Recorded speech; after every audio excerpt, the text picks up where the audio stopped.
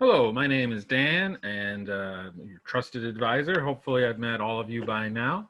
Today, we're going to be learning about the FASFA. I'm really excited to do this today. So, without further ado, the FASFA.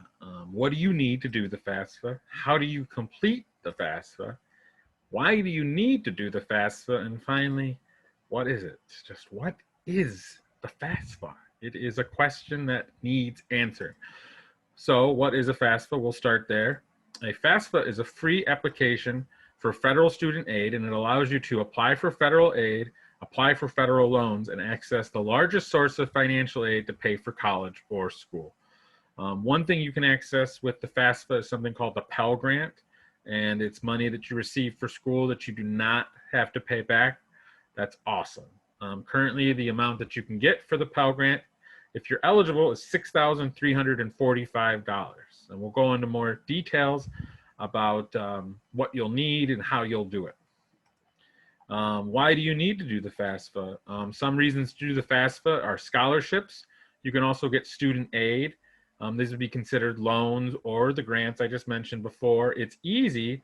And finally, situations change. You may be on a path where you won't need it but it's always nice to have it completed just in case.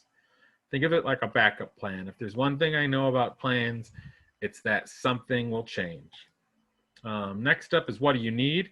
Both you and your parent will need your social security number, date of birth, a working non-school email. I'm going to give you advice that you should all go and make emails for yourself that aren't school emails. This is because your school email could go away, and you'll need a working email for the FAFSA.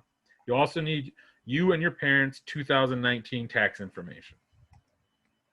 So now that you've got everything you need, you know why you need to do it, you know what it is, how do you complete it? Well, the first step you'll need to do is making an FSA ID. Now I'm going to go through the process with you in this additional slideshow. Just bear with me. All right. Do apologize for that.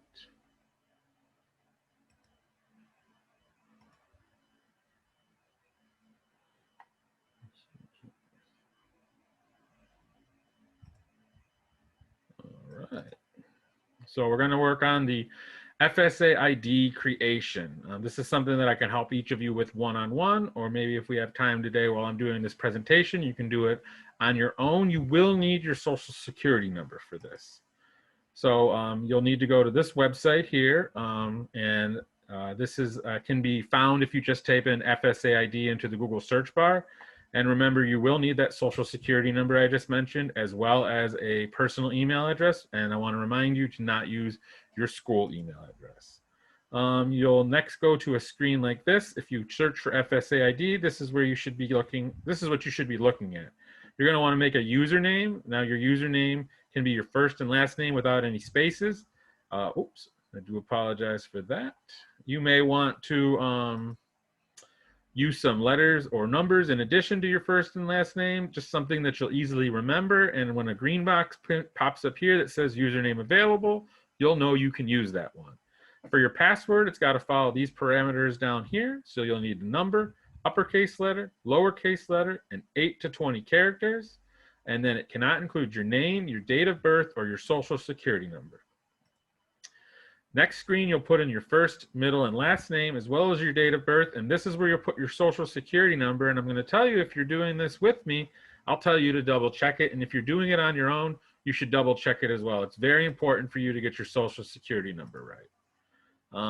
Sorry for all the hopping around. I keep hitting a button on the mouse. My deepest apologies. Next up, you'll put in that personal, not school email right here. And you won't have to use a phone number. So if you don't have one, that's fine.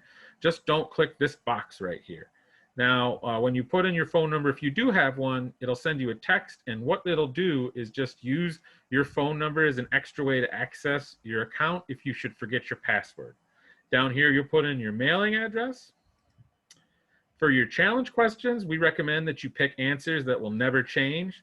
So while your best friend may change in your memory, what is your first grade teacher's name will always be the same.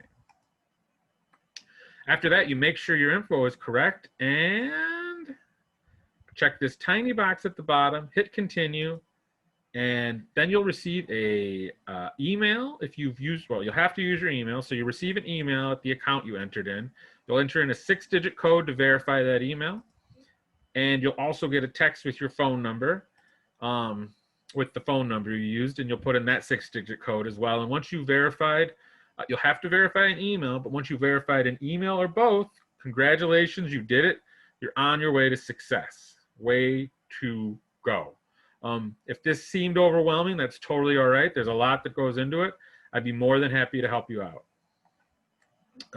So next up, I do apologize.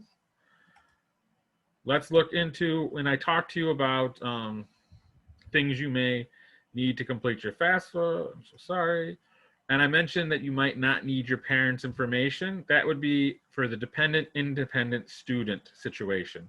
So I'm going to go into that right now. Just give me a second while it's loading. So the independent versus dependent student, it's more than likely that you are a dependent student, but if you are an independent student, please feel free to come and talk to me. We can help you out.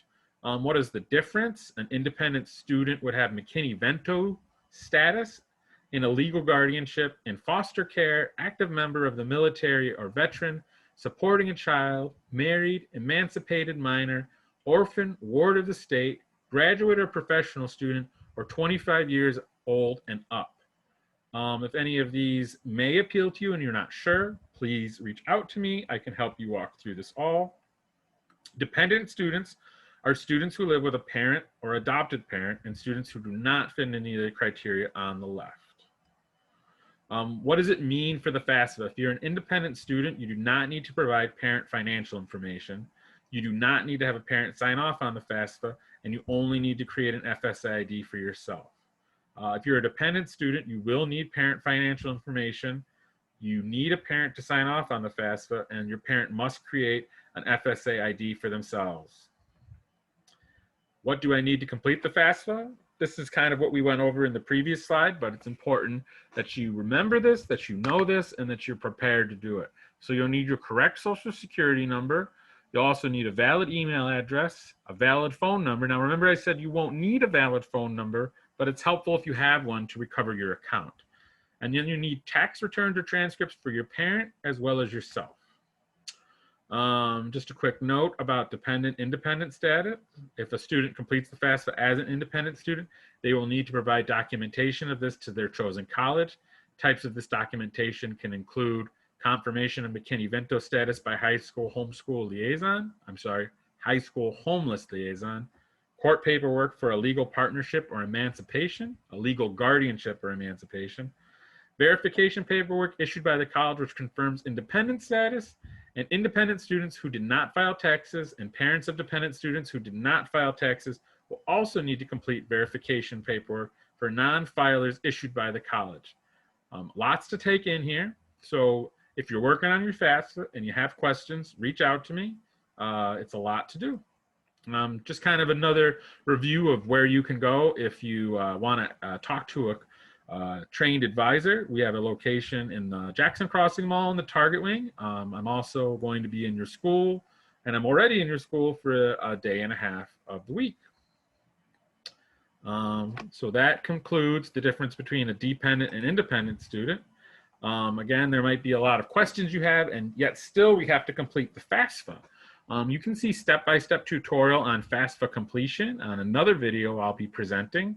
But once you've completed the FAFSA, congratulations, now start applying for scholarships. And when do you apply for scholarships? The answer is now, always, and forever. It's important to be applying for scholarships to help limit the financial strain on you of attending college.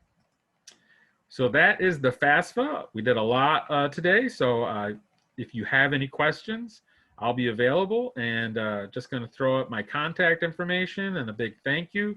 I've already said reach out to me with questions, and I mentioned this in the first video that I believe luck is preparation plus opportunity, and getting your FAFSA done may feel like a lot of work, but it's preparing you for the opportunities that you'll be hopefully finding available to you this year.